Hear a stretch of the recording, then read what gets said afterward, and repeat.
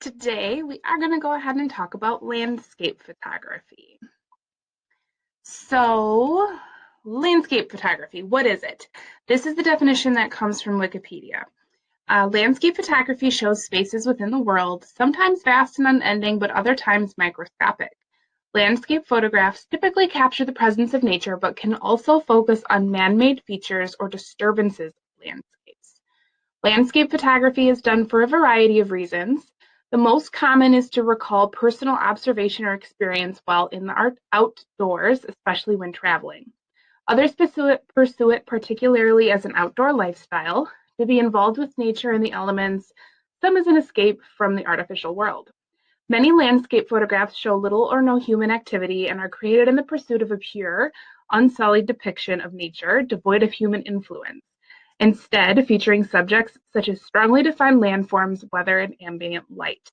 Now, my guess is that if you guys are anything like me, you haven't done a ton of traveling in the last couple of weeks to really see some kind of vast, beautiful landscapes.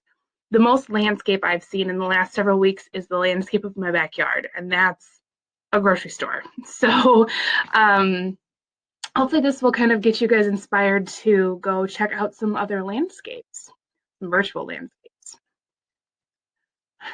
So some types of landscapes. Mountains are a very common landscape. Seascapes are very common landscape photography.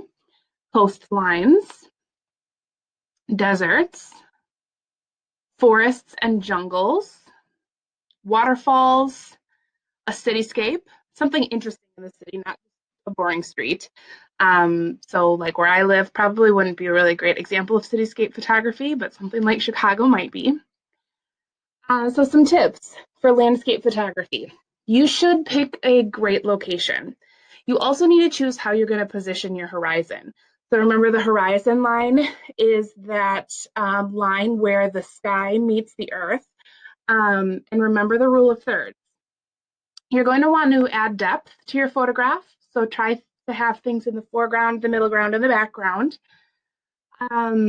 Your composition choices. Try to use at least one, or more than one. Rule of thirds. Either use it or break it intentionally. Use leading lines, use a triangular composition, and use rhythm.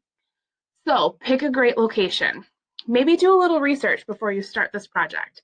You're going to check out travel accounts on Instagram. Use Google to search for some beautiful areas.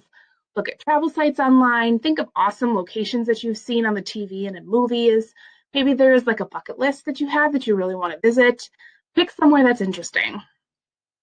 And then you need to decide if you want your horizon to be high, in the middle, or low. So choose a high horizon if there are interesting things in the foreground that you want to show. Choose a middle of the road horizon if the sky and the foreground are equally interesting. And choose a low horizon if the sky is very interesting, perhaps with some cool lighting or some clouds. It also gives the overall feeling of space and emptiness to an image. So kind of choose your horizon wisely depending on what actual landscape you're looking at. Add depth. Try to have things in the foreground, the middle ground, and the background. So the front, middle, and back of the composition. So you can see in this example here, you have mountains in the background, you have hills in the middle ground, and you have this kind of like great S curve and this little like church or house in the foreground. Rule of thirds, either use it or break it intentionally. So remember, rule of thirds divides the picture into thirds, and the focal point is usually placed on one of the intersections of two of the third lines. That would be using the rule of thirds. This photograph on the right, you can see that that is breaking the rule of thirds, because that's taking that subject matter and placing it smack dab in the middle of the composition. If you're choosing to use, to break the rule of thirds, make sure you're choosing to do it intentionally. Leading lines. Try to bring your eyes into the landscape. So on the left, you have an example of leading lines here. That road is leading your eye to the house. On the right, you have an Ansel Adams photograph, and he was he's a very famous landscape photographer, and you can see a beautiful S curve shown here on the right. Triangular composition. This is not something we've talked a whole bunch about yet, But if you have 3 points of interest in the image, they create a triangle, which is very strong compositionally.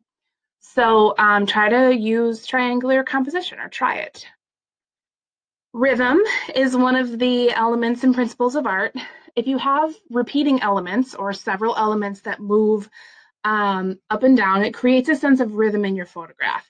So down here in the bottom left corner of the screen, you can see some examples of rhythm. And this photograph from the National Geographic is a really great example of using rhythm successfully. So for this activity, you're going to choose a location. Lots of places have Street View, Google Street View. That's what we're going to be using, even Antarctica.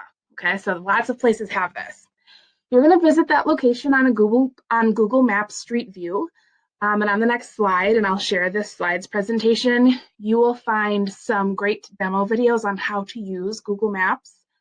Make an active compositional choice to make a strong landscape. So you're basically going to browse around your location and try to find the best composition for your photograph.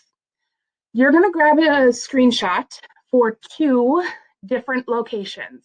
There are instructions for making a screenshot down here for each of the devices that you might be on. I'm going to highly recommend that you complete this activity on your computer or your Chromebook. It's going to work a lot better than a phone or a tablet. And then you guys are going to turn the slides in to Google Classroom on a shared slides presentation. So these are the 2 videos that the presentation includes for how to kind of use Google Maps and Google Street View.